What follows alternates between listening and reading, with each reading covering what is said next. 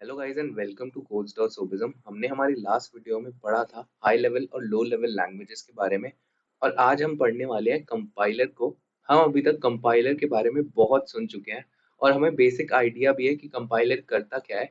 A program that converts instructions into machine code और lower level form so that they can be read और executed by the computer. तो compiler एक ऐसा programme होता है, ये भी एक प्रोग्राम होता है और इसे भी प्रोग्रामिंग करके ही लिखा गया है। लेकिन ये प्रोग्राम करता क्या है, ये हमारे इंस्ट्रक्शन जो हम हाई लेवल लैंग्वेजेस में देते हैं उन्हें कन्वर्ट करता है मशीन कोड या फिर कोई भी लोअर लेवल कोड में ये कन्वर्ट करता है। और ये इसलिए होता है ताकि हमने जो कोड लिखा है वो एग्जीक्यूट हो पाए कंप्यूटर से। तो यहाँ पर यही होता है कंपाइलर का काम। और इस चीज को अब हम समझ चुके हैं और बहुत बार ये बात रिपीट हो चुकी है।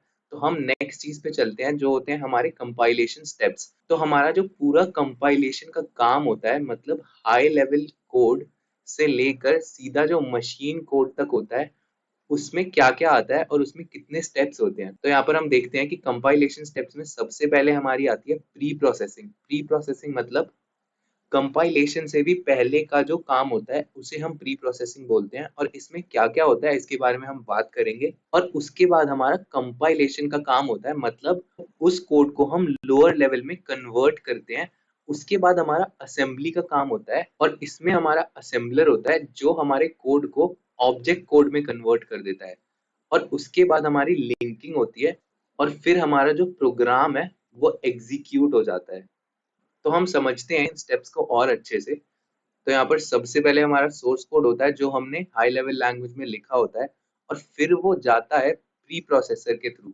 प्री प्रोसेसर में हमारा प्री प्रोसेसिंग का काम होता है और वो काम क्या होता है, हमारे कमेंट्स को रिमूव किया जाता है और हमारी दूसरी प्री प्रोसेसिंग होती है।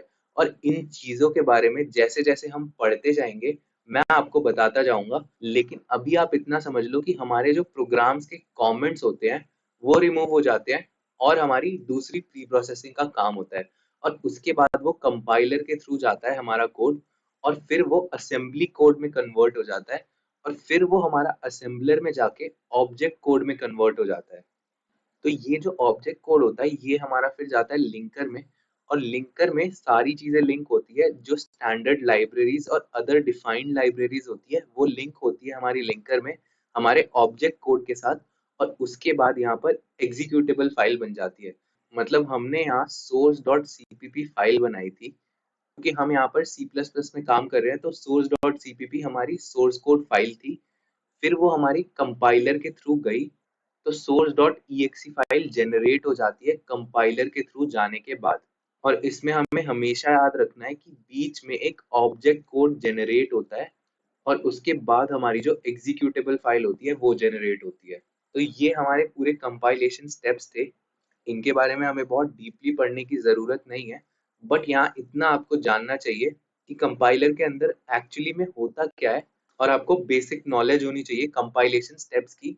आपको पता होना चाहिए कि सबसे पहले प्री प्रोसेसिंग होती है, फिर कंपाइलेशन होती है, फिर असेंबली और उसके बाद हमारा लिंकिंग होता है, फिर जाके हमारा जो प्रोग्राम होता है वो बनता है। तो ये था हमारा कंपाइलर और हमारे कंपाइलेशन स्टेप्स। और अभी मैं आपको यहाँ पर बता देना चाहता हूँ कि हम यूज करने वाले हैं GNU CPP कंपाइलर। इस कंपाइलर को ही यूज करके हमारे जो C++ के कोड्स होंगे वो सारे एग्जीक्यूटेबल फाइल्स में कन्वर्ट होंगे।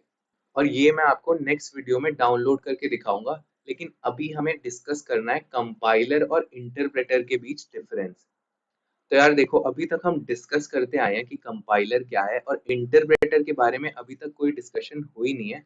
कंपाइलर को हमने बहुत अच्छे से समझ लिया है, लेकिन इंटरप्रेटर के बारे में जानना भी आपके लिए इम्पोर्टेंट है क्योंकि आप यहाँ पर प्रोग्रामिंग सीख रहे हो। तो अपने डिस्कशन को शुरू करते हैं। और सबसे पहली चीज यहाँ पर हम देखेंगे कि जो कंपाइलर होता है वो स्कैन करता है entire program and translate it as a whole into machine code. तो इसका मतलब क्या होता है मैं आपको समझाता हूँ। मान लो हमने एक प्रोग्राम लिखा और उसमें बहुत सारे लाइंस ऑफ कोड है। तो कंपाइलर क्या करता है, ये सारा कोड एक ही बार में ये चेक करता है और उसके बाद ये पूरे कोड को मशीन कोड में कन्वर्ट कर देता है। लेकिन इंटरप्रेटर थोड़ा अलग तरीके से काम करता है। करता ये भी वही है, मशीन कोड में ही कन्वर्ट करने का काम करता है इंटरप्रेटर भी, बट ये कुछ अलग तरीके से करता है। ये ट्रांसलेट करता है प्रोग्राम को one statement at a time. इसका मतलब ये है कि ये मतलब एक स्टेटमेंट एक लाइन को पहले कन्वर्ट करेगा हमारे मशीन कोड में और उसे एग्जीक्यूट करवा देगा, और उसके बाद ये एक एक करके सारी लाइंस को एग्जीक्यूट करता है। और कंपाइलर में बिल्कुल ही अलग होता है, क्योंकि वो पूरा कोड एक ही बार में मशीन कोड में कन्वर्ट कर देता है। अब कंपाइलर के दूसरे पॉइंट में हम देख रहे हैं कि compilers usually take a large amount of time to analyse the source code. However the overall execution time is comparatively faster than the interpreters. इसका मतलब ये है कि कंपाइलर्स यूजुअली ज्यादा टाइम लेते हैं एनालाइज करने में सोर्स कोड को। क्यों? क्योंकि ये पूरा कोड एक ही बार में एनालाइज कर रहा होता है और चेक कर रहा होता है, इसलिए ज्यादा टाइम लगता है। लेकिन यहाँ पर जो ओवरऑल एग्जीक्यूशन होती है वो कंपैरेटिवली फास्ट होती है इंटरप्रेटर से। और ऐसा क्यों होता है इसके बारे में अभी हम बात करेंगे, लेकिन यहाँ पर इंटरप्रेटर्स जो होते हैं वो यूजुअली कम टाइम लेते हैं एनालाइज करने में सोर्स कोड को, क्योंकि ये एक एक लाइन करके यहाँ पर सोर्स कोड को एनालाइज कर रहे होते हैं। क्योंकि इसने बस एक लाइन को पढ़ के एग्जीक्यूट कर दिया, तो यहाँ पर इसने कम टाइम लिया, बट ओवरऑल एग्जीक्यूशन जो होता है वो स्लोअर होता है। और ऐसा क्यों होता है, ये बात तो अंडरस्टूड है, क्योंकि एक एक करके आप सारा काम एग्जीक्यूट करोगे तो आपको ओवरऑल टाइम ज्यादा लग जाएगा। अब हम बात करते हैं थर्ड पॉइंट की, generates object code which further requires linking hence requires more memory। तो यहाँ पर हमने देखा है कि जो कंपाइलेशन स्टेप्स होते हैं उनमें हमारा असेंबली का काम भी होता है, और यहाँ पर ऑब्जेक्ट कोड हमारा जनरेट होता है और लिंकर के थ्रू वो जाता है। तो हमें ये बात समझ आती है कि कंपाइलर के अंदर ऑब्जेक्ट कोड जनरेट होता है, वो फर्दर लिंकिंग के लिए जाता है, इसीलिए इसमें मेमोरी ज्यादा लगती है। और यहाँ पर कोई ऑब्जेक्ट कोड जनरेट ही नहीं हुआ, मतलब आपको अपने सोर्स कोड और मशीन कोड के बीच में कोई कोड जनरेट नहीं करना पड़ा, इसीलिए यहाँ पर मेमोरी एफिशिएंट होता है ये। अब आते हैं हम फोर्थ पॉइंट पे, programming languages like C, C plus plus, Java use compilers and programming languages like JavaScript, Python, Ruby use interpreters.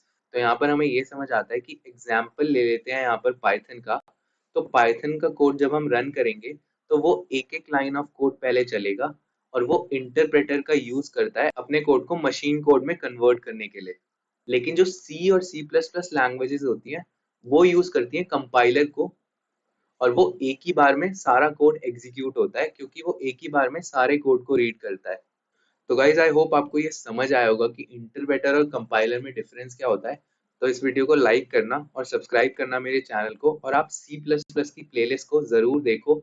तो गाइज इस वीडियो के लिए इतना ही, and I will see you in the next video.